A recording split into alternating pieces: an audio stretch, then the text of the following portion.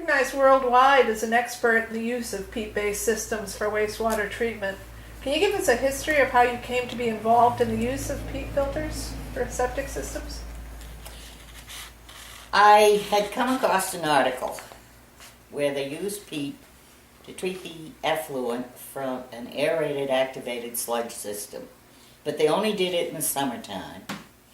They had a layer of peat and they had 3 feet of sand under it, and they sprayed it on top and let it go through.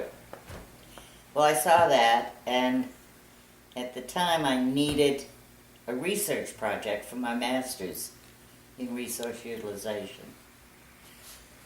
So I thought, okay, if they do it in the summer, can I do it year-round? They spray on top, can I do subsurface flow? And decided just to try it. And needed a site. Well, I had a failed septic system in my backyard. And 9 people in the house. Myself, my husband, 7 children. And I think any mother of a whole bunch of kids knows if you've got a problem, you better have 2 or 3 problems to solve with one solution. So I used that as my research project and fixed that septic system in the backyard. So your first demonstration peat system is actually still working in your backyard? It's still working. It went in 1978. With 9 people on it? Yes. It's only got 1 on it now, but it's been 30-odd years. It's still going. And have you had to do any serious maintenance to it in all that time? The only maintenance to any peat system is pump the tank as needed, and that's for any system. Sure. And nothing lasts forever, but I have added 6 inches of peat to the top of it because it subsided some. I did that after about 25 years. Great. It's still going. So that's 34 years later. It's still going strong on your very first try. So Joan, what are the major reasons why you should choose peat over a conventional stone bed disposal system? Is it best to use the peat in a pre-treatment unit between the septic tank and the field, or in place of the stone as a filtering medium, or both? Well, the peat bed is a bed made out of peat, not stone. Mm-hmm. It's 3 feet deep instead of 2 feet deep. Okay. You got a foot of stone and a foot of soil.